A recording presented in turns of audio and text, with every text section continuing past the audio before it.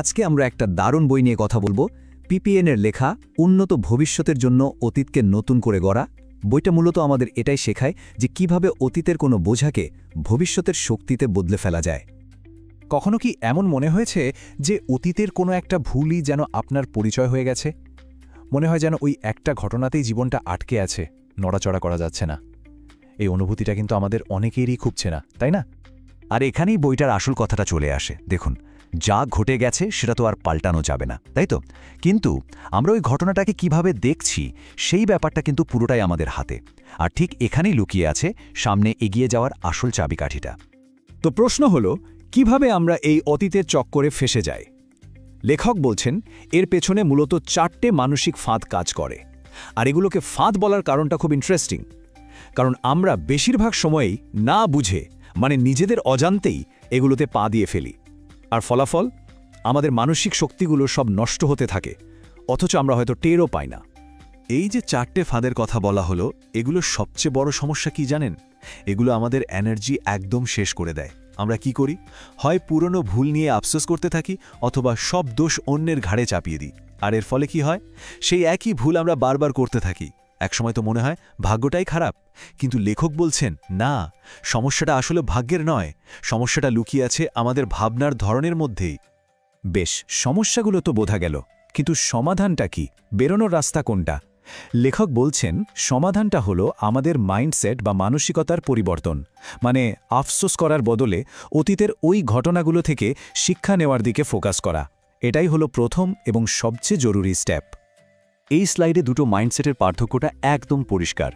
একদিকে আছে আটকে থাকা মানসিকতা, যেটা আমাদের শুধু একটাই প্রশ্ন করতে শেখায়, আমার সাথেই কেন এমন হলো। আর অন্যদিকে আছে বিকাশমুখী মানসিকতা। এই মানসিকতা আমাদের ভাবতে শেখায়, আচ্ছা, যা হয়েছে হয়েছে, আমি এখান থেকে কি শিখতে পারি।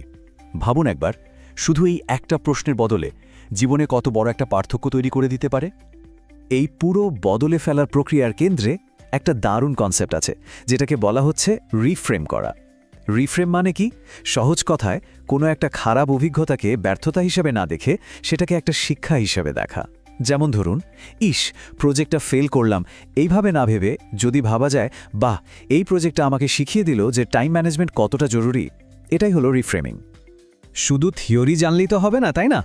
এই মাইন্ডসেটটাকে বাস্তবে জীবনে আনতে হলে কিছু নির্দিষ্ট পদক্ষেপ নিতে হবে। আর দারুণ ব্যাপার হলো, লেখক ঠিক সেই রকমই 4টে সহজ স্টেপের একটা অ্যাকশন প্ল্যান দিয়েছেন, যে কেউ আজ থেকেই এটা শুরু করতে পারে। দেখুন, এই প্রত্যেকটা স্টেপের কিন্তু একটা নির্দিষ্ট উদ্দেশ্য আছে। যেমন প্রতি সপ্তাহে একটু সময় নিয়ে ভাবলে শেখার একটা অভ্যাস তৈরি হয়। আবার রিফ্রেম করার প্র্যাকটিসটা আমাদের দৃষ্টিভঙ্গিটাকে বদলে দেয়।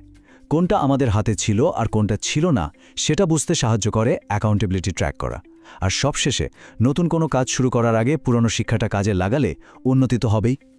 তো এই পুরো অভ্যাসটা যদি কেউ নিয়মিতভাবে চালিয়ে যায়, তাহলে শেষ পর্যন্ত কি হবে?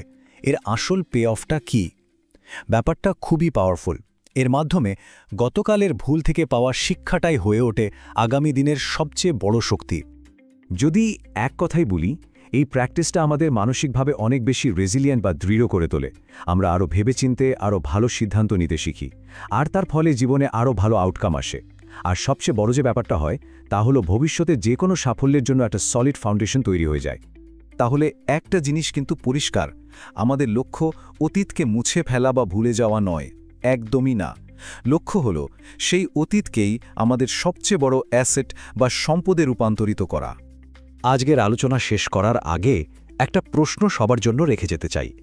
একটু ঠান্ডা মাথায় ভেবে দেখুন তো, অতীতের কোন চ্যালেঞ্জটা, কোন ব্যর্থতাটা ভবিষ্যতের সবচেয়ে বড় শক্তির চাবিকাঠি হয়ে উঠতে পারে?